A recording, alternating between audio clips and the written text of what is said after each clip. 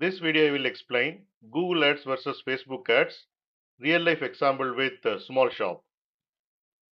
Option 1. Using Google Ads for the shop. What you do? You create an ad for searches like mobile repair near me, phone repair shop nearby. What happens? People searching on Google already have a problem. They are ready to visit or call.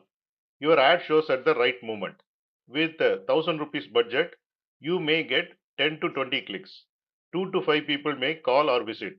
Even one customer can recover the ad cost. Good point. High chances of real customers. Risk. If wrong search words are used, money finishes quickly. Option 2. Using Facebook ads for the shop. What you do?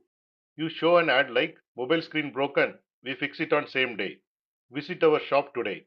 Your target is people living within 5 km, age 18 to 45, smartphone users. What happens? Hundred of people see your shop name, some save your number, some remember your shop for future repairs. With ₹1000 budget, 1000 plus people may see the ad, few messages or calls, mostly future customers, not instant. Good point. Low cost and wide reach. Limitation. People may not need repair today. Which one is better for the shop? If the goal is immediate customers, then choose Google Ads. If the goal is visibility and awareness, choose Facebook Ads. Now we will see best beginner strategy. You can split the budget, ₹6000 for Facebook Ads and ₹400 for Google Ads. Why this works?